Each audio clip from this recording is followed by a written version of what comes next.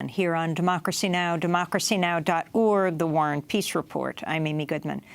Prisoners across the United States are set to go on strike today in a mass mobilization demanding improved living conditions, greater access to resources, and the end of what they call modern-day slavery. Prisoners in at least 17 states are expected to participate in the strike, coordinating sit-ins, hunger strikes, work stoppages, commissary boycotts from today until September 9th, the 47th anniversary of the deadly Attica prison uprising here in New York. Prisoners first called for the strike in April after a bloody altercation broke out at the Lee Correctional Institution in South Carolina, leaving 7 prisoners dead and 17 others seriously injured. It was the deadliest prison riot in the United States in a quarter of a century. 6 of the 7 prisoners killed were African American. The violence was allowed to continue for hours. One witness described bodies of dead prisoners, quote, literally stacked on top of each other. No guards were hurt. The riot became the rallying cry for a movement. In the weeks after that, Prison Advocacy Network, Jailhouse Lawyers Speak, issued a list of 10 demands, among them greater sentencing reform, more access to rehabilitation programs, the right to vote, and the end of prison slave labor, what they called prison slave labor. This is a video made by the Incarcerated Workers Organizing Committee with the nonprofit Planting Justice, explaining why prisoners are striking. Some people will look at me possibly as a ex-felon or a parolee. I consider myself to be a survivor of a system that was made to target me and have me doing life in prison. I know how to strip floors, wax them, take the gum up off floors, and so I started doing that, and that was 16 cents an hour. I started out as a line server, serving food for breakfast and dinner. Then I became a dishwasher, and just all maintenance of the kitchen. They didn't pay much, they paid 13 cents an hour. Basically, I made $20 a month, and they took 55% of that out for restitution. It's kind of like a modern-day plantation situation, specifically targeting poor people and most especially the most marginalized community, Black and brown and LGBT community. The weeks-long strike begins today on the 47th anniversary of the killing of Black Panther George Jackson, who was shot and killed by guards during an escape attempt from San Quentin prison. The strike is expected to be the largest prisoner action since the 2016 prison strike, which saw at least 20,000 prisoners participating in collective action across 11 states, the largest prison work strike in U.S. history. Well, for more, we're joined by 3 guests. In Oakland, California, Cole Dorsey is with us, former prisoner and activist who helped organize the strike, one of the voices we just heard in the video explaining it. In Detroit, we'll speak with Heather Ann Thompson, the American historian, author, and activist. She just won the Pulitzer Prize for her book, Blood in the Water, the Attica Prison Uprising of 1971 and Its Legacy, now being adapted for a film. She's professor of history at University of Michigan, Ann Arbor. And in Seattle, Washington, we'll speak with Amani Sawari, a prison strike organizer working on behalf of Jailhouse Lawyers Speak, a network of prisoners who are helping organize the nationwide strike. We welcome you all to Democracy Now!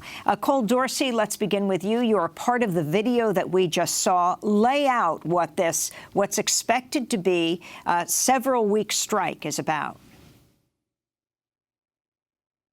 Yeah, so the prisoners, this has been completely prisoner-led.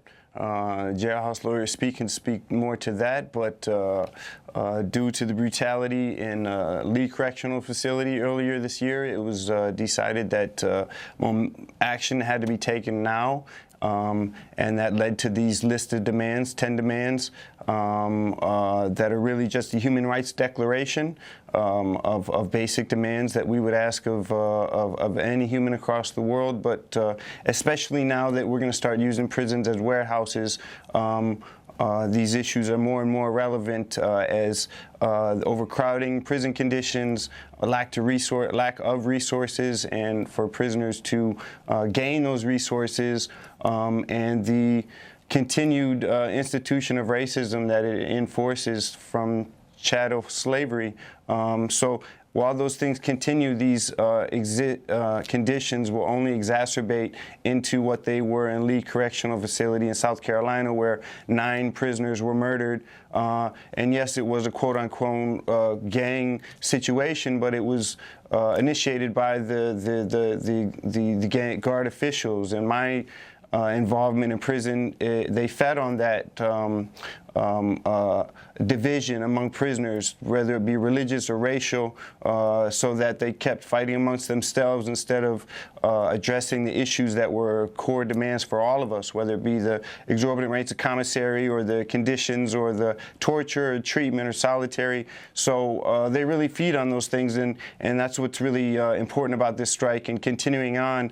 And what we've learned from the prison hunger strikes is an agreement to end hostilities. So while there may be differences on religious and racial boundaries, we can still come together over these core demands, like this list of 10 demands that these prisoners have drafted. And again, the demands are? Yeah. The demands, specifically, number one is immediate improvements to all the conditions of prisons and prison policies that recognize the humanity. Again, I said this whole declaration is really a declaration of humanity, but the humanity of in-prison men and women. This is now almost 2.5 million people. These are our sons and daughters and mothers and fathers. These are people that are neighbors in our community, especially most marginalized working class, poor people, black and brown people especially.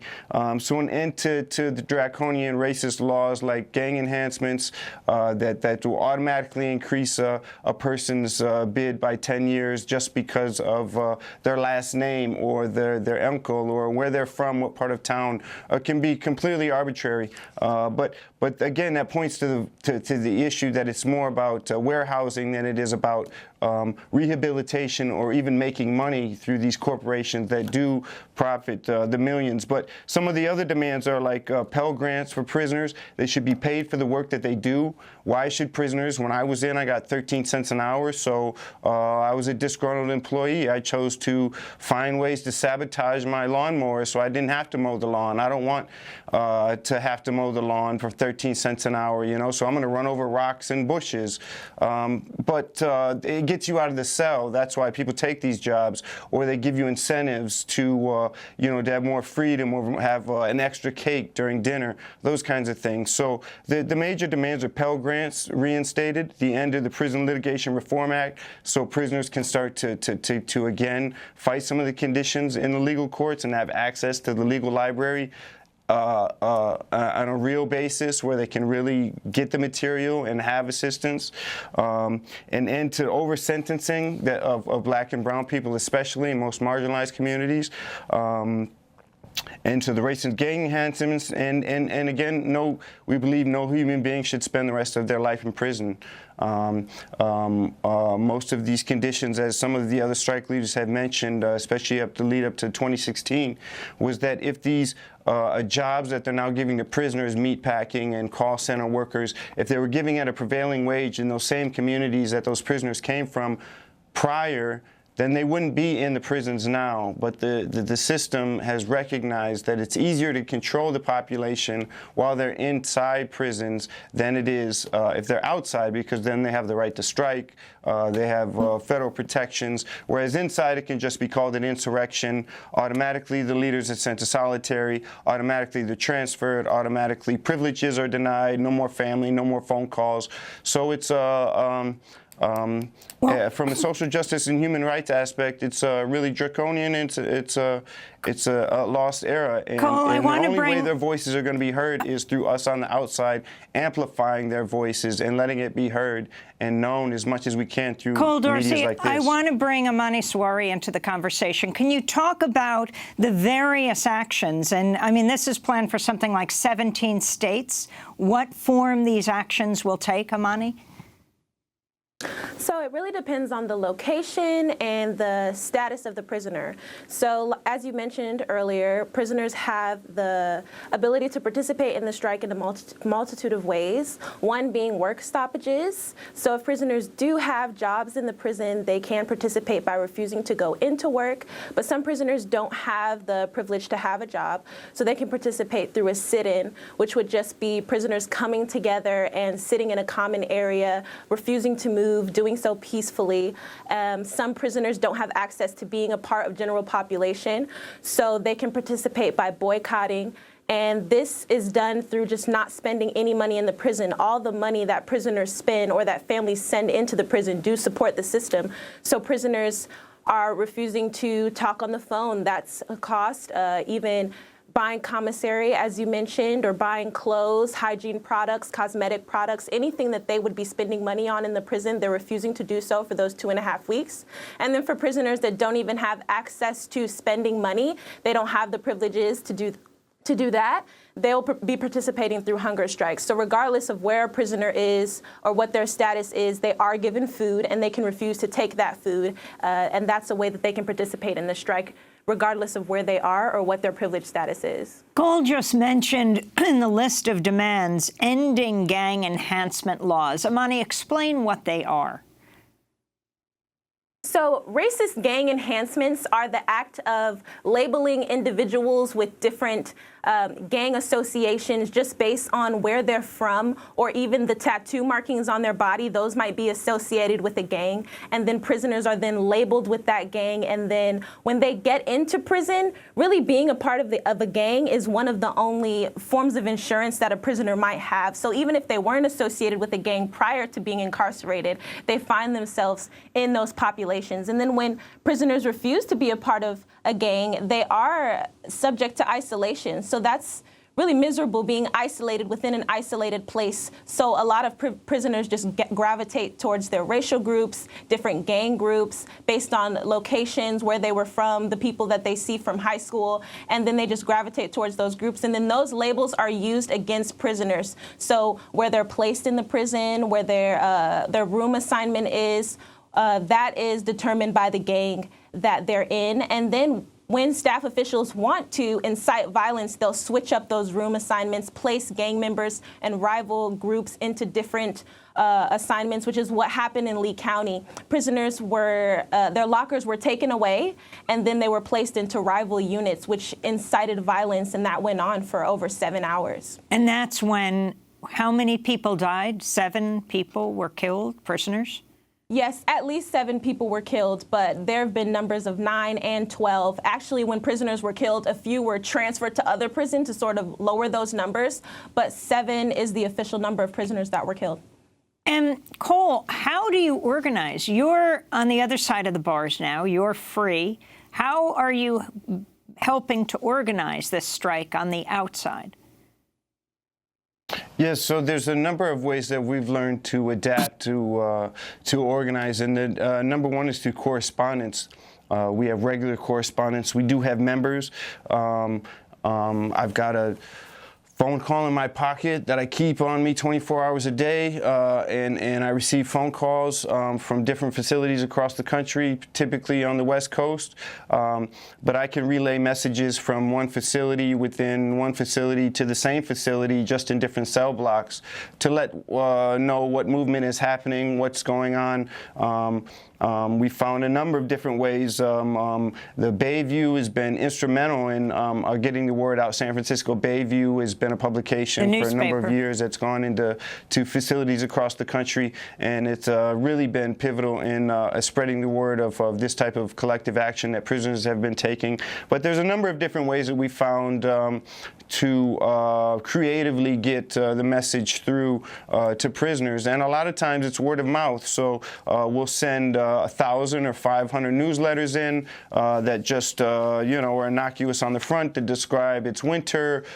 These are the things to stay warm and cool, and buried on the inside in very small text would be the actual important information that we want to get through.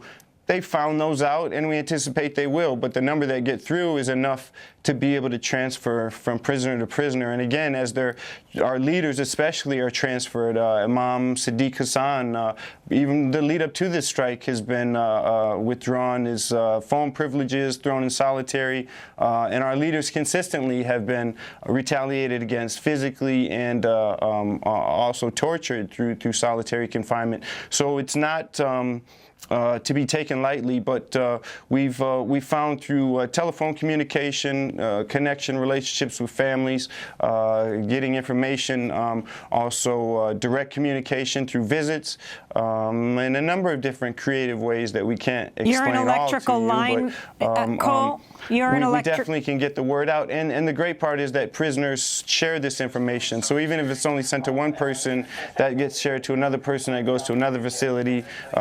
So it can get shared either through word of mouth or directly through the piece of paper. But word travels quickly throughout prisons. Well, you're clearly redefining a cell phone. Cole Dorsey is an electrical lineman who's a member of IWW's Incarcerated Workers Organizing Committee. Amani Sawari is a prison strike spokesperson. And we're going to continue with them, as well as Pulitzer Prize-winning historian Heather Ann Thompson, when we come back from break.